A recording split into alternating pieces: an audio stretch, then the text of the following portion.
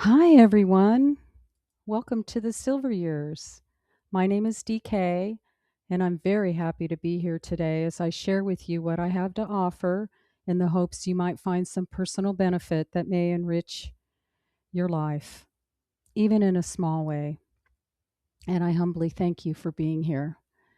Since this is my first video and I'm just getting warmed up, I would ask that you kindly indulge me with your patience as I strive to figure this whole thing out. And that includes the tech, the lighting, all of that, and find a rhythm that works. Okay, so why the silver years? I realize the phrase can have a number of meanings depending on your focus. Society calls the 25th wedding anniversary the silver anniversary. Monarchies call their 25th anniversary of rulership a silver jubilee. I don't really know why silver was connected to 25 years or a quarter century because then there's the silver age of man, according to Greek mythology, where it said mankind, much to the chagrin of Zeus, lived for more than a century. And then, of course, let us not forget our silver skies that were once a vibrant blue before heavy trails of chemicals and manipulation of the weather were a common knowledge thing. For me, in this, the silver years is as much a reference to my hair color, which we can all see mine is silver, and there's a lot of it, as it is to the chapter or phase in life when our children are grown, our professional careers and working life has either wound down or ended in what we call retirement. And we're looking perhaps to find a little inner peace and a purpose that brings value and joy to our lives.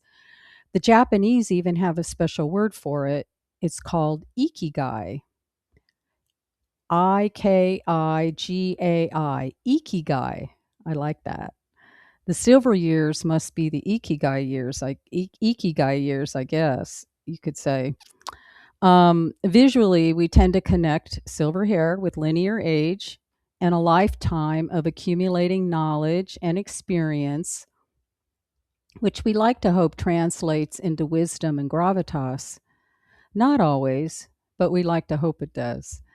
Sadly, so many of our silver haired elders are wise women and are wise men who have an amazing toolbox to offer after decades of living and doing are often discounted as irrelevant due to society's primal focus on the fruits of youth.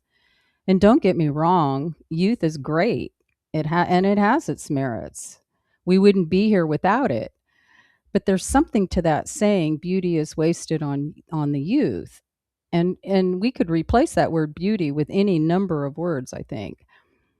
Anyhow, I personally just refuse to accept the social programming we're constantly being reinforced to believe about our modern day silver years and what they should be and look like.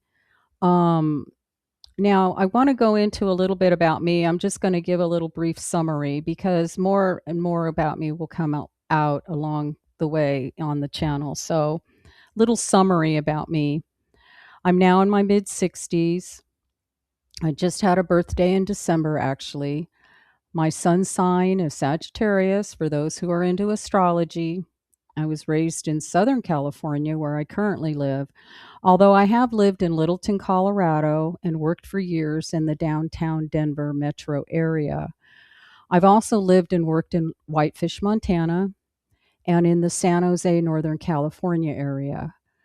I have been unmarried for going on 30 years.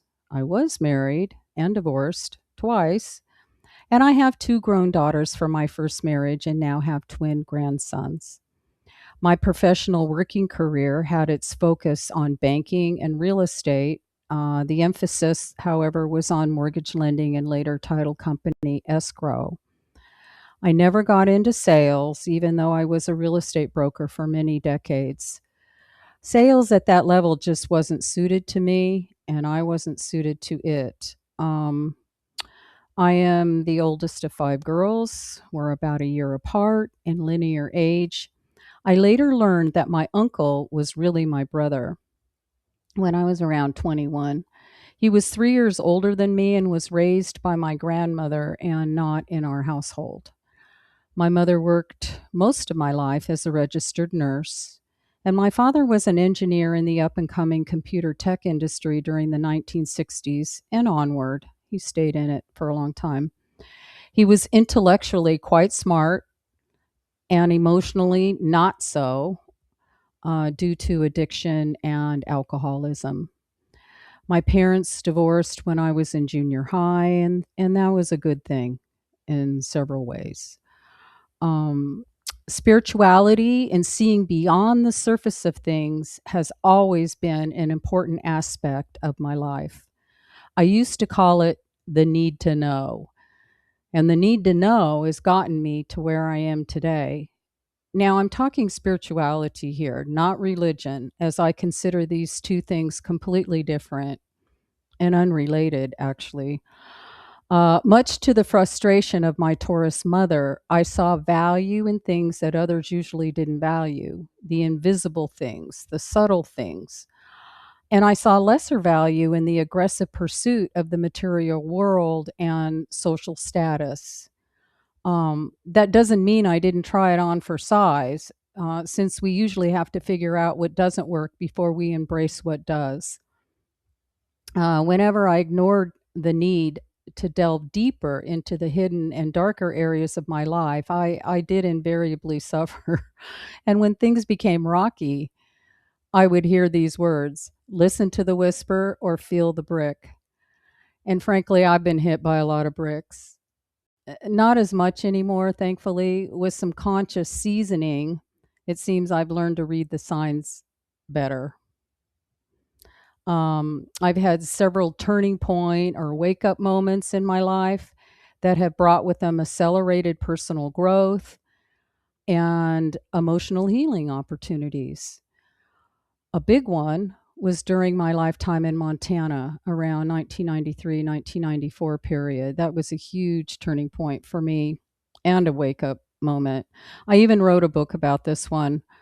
Several other escalated turning point moments occurred in 2007, 2008. That period was economic, and I had to redesign my sense of value tied to my career and working life. That was a big one, especially when your identity's tied up in what you do. Um, 2012 to 2014 was another massive one. And then 2018, I had another turning point, and then again in 2020. And I don't think I was alone in that one, because I think 2020 was a major wake up call for many as well. And I maybe wake up call isn't the right word. Maybe it was just, releasing or letting go of things that no longer worked, because a lot of things went out the door. Uh, 2020. I have published two books in the last decade or so. Now, the first book was Living the Big Sky Life, and that was a memoir about my life in Montana, as I mentioned. Um, and the second one was called In the Rearview Mirror. And In the Rearview Mirror was a project. It was a predictive experiment, really. I developed this with a dear friend of mine, artist Katie Collins, and it began in 2008 and ran for close to 5 years. It began as a blog and was recently compiled into a published book, and we did that just for the record. There are links below for my books if anyone is curious. And like I said, more details about me will follow later as we move along. And just so you know, I reserve the right to change my mind about anything and everything. And this is more than just a woman's prerogative thing. This is now a life practice for me, because what I express on any given day is based on my current viewpoint and understandings at the time. Yet, like most of us, I think, when I know better, I do better, which really means that if I learn a new truth about something, my perspective can change to reflect that new truth. And I will not hesitate to integrate it into my perception of things, into my understanding of things, into my belief systems. Whatever you want to call it, I'm going to integrate it, and it will be reflected in my perspective. And this is just part of the personal grow and evolve process, right? I mean, you've got to learn. I feel that I've learned that it's really good to have flexibility in my mindset. This approach has allowed me to be agile and open minded enough overall to hold opposing points of view. And some might call that seeing both sides of a coin. Same coin, two sides, and everything in between. And that's okay. It wasn't easy getting here, and it's taken a while. But the ability to be neutral enough to hold multiple points of view doesn't mean I align with any of them. Seeing other sides doesn't mean I've chosen a side. Now, that's really important to note, and I'm going to say it again. Seeing all sides does not mean I've aligned or chosen a side. It's merely an observation. Maybe you've noticed, but we live in a world of duality on this planet, and it's becoming more polarized by the minute. Light and dark, good and bad, right and wrong, up or down. But in the end, who really decides what's good and what's bad, what's wrong or what's right? Who sets the standards? The media, the music and entertainment machine, our church leaders and religious dogma, our politicians and governments? The polarized extremes are so highly charged these days that it feels beyond manipulated. And it makes it hard to simply have a conversation about anything without causing division and separation or major triggering that can result in a cancel culture event. And why is that? What happened to our ability to have a discussion, a debate, a conversation without needing to win, whatever winning means? Win what? What do you win? Uh, Speaking for myself, what I don't want is to crystallize, and that would be in body, mind, or spirit. And living a life steeped in rigid dogma, and I have once upon a time. I lived that life. I tried it on for size, and it brought me little more than an existence where I felt like I was suffocating. Seriously, I literally couldn't breathe in my own life. And it got so bad at one point that I became very ill with double pneumonia, which in turn resulted in a fractured rib from persistent coughing. It took many months to recover, and a lot of things had to change. A lot changed after that. Couldn't continue. Suffice to say, I've opted instead to learn as much as I could about expanding my awareness because I feel in the end that what I learn, what I experience becomes integrated into my energy field, into the essence of who I am and what I am. It becomes one with my consciousness, and that is the thing I'll be taking with me when I close out this lifetime. Not my house, not my car, not my job title, not my identity, or even my angelic silver hair, but my consciousness. And I alone am responsible for that. No one else, no savior, just me. Now, the stories and anecdotes I'll be sharing with you on this channel are here for your amusement, clearly, and consideration. Please take from them what helps you, what resonates with you, and discard the rest. If there's something I share that can support your personal growth and spiritual expansion, your sense of self and value, then it's all good. If you disagree with me at any time, which is absolutely fine and to be expected in our dualistic world of many perspectives, know that your comments are always welcome. But please comment with consideration and kindness at the core, because I will remove any comment that is abusive or negatively charged. Now, I'd like to finish up this introduction video with a little silver lining regarding our perception of value.